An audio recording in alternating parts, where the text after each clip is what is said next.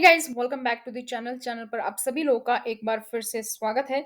तो दोस्तों, कर्नाटक के गाइडलाइंस में भी चेंज आया है कुछ, और क्या गाइडलाइंस में चेंज है आपको इस वीडियो में आपको बताने वाली हूँ। इससे पहले अगर आप लोग इस चैनल पर नए हैं या चैनल को सब्सक्राइब नहीं किया है तो चैनल को सब्सक्राइब कर लीजिए, ताकि जैसे ही कोई वीडियो अपलोड की जाती है उसकी नोटिफिकेशन आप सभी लोगों को मिल सके।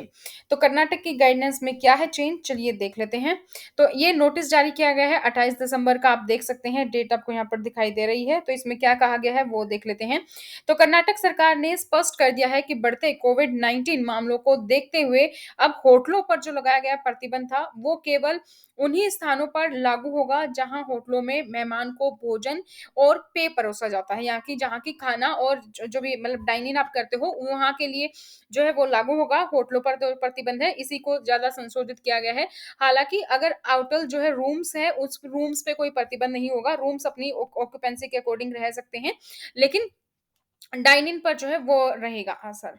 तो यह स्पष्ट किया जाता है कि होटल के संबंध में उपरोक्त प्रतिबंध केवल उन होटलों के खाने के स्थान पर लागू होगा जहां मेहमानों को भोजन और पेय पदार्थ परोसे जाते हैं। होटलों में कमरे के अधिभोग पर कोई प्रतिबंध नहीं है। होटल कमरे संचालित करने के लिए स्वतंत्र हैं। राज्य कार्यकारिणी समिति ने अपने नवीनतम आदेश में ये कहा है।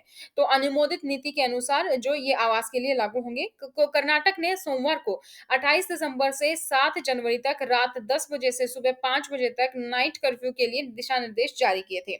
तो ओमिक्रॉन मामले में तेजी से वृद्धि के मद्देनजर कर्फ्यू की घोषणा की गई थी। मुख्यमंत्री बसवराज बोम्मई ने कहा था कि सार्वजनिक स्वास्थ्य के हित में राज्य में नाइट कर्फ्यू रहेगा।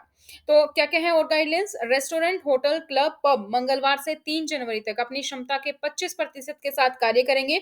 सरकारी आदेश में कहा गया है कि विवाह सहित सभी सभाओं, बैठकों, सम्मेलनों में प्रतिभागियों की संख्या को केवल 300 तक ही सीमित रखा जाएगा।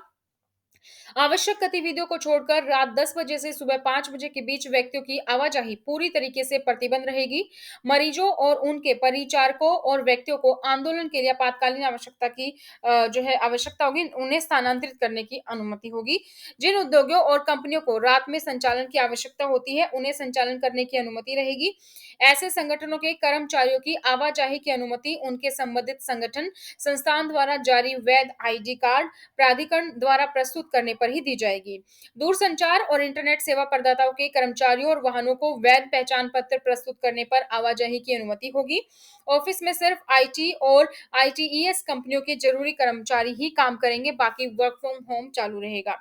फार्मेसियों सहित चिकित्सा, आपातकालीन और आवश्यक सेवाएं पूरी तरीके से कार्यात्मक रहेंगी और अन्य व्यावसायिक गतिविधियां प्रतिबंध रहेंगी। खाली वाहनों सहित सभी प्रकार के मालवाहक ट्रकों और माल या फिर कोई भी वाहन या किसी भी मालवाहकों की आवाजाही पर कोई प्रतिबंध नहीं होगा। माल की होम डिलीवरी और ई कॉमर्स कंपनियों के संचालन की अनुमति रहेगी। बसों, ट्रेनों, मेट्रो रेल सेवाओं और हवाई यात्रा की आवाजाही की अनुमति है। हवाई, रेल और सड़क मार्ग से यात्रियों की आवाजाही को सुविधाजनक बनाने के लिए हवाई अड्डों, बस टर्मिनलों, बस स्टैंड, रेलवे स्टेशन से सार्वजनिक परिवहन, निजी वाहनों और टैक्सियों की आवाजाही की अनुमति होगी। वैध यात्रा दस्तावेज आपको दिखाना होगा, तभी आवाजाही की अनुमति दी जाएगी।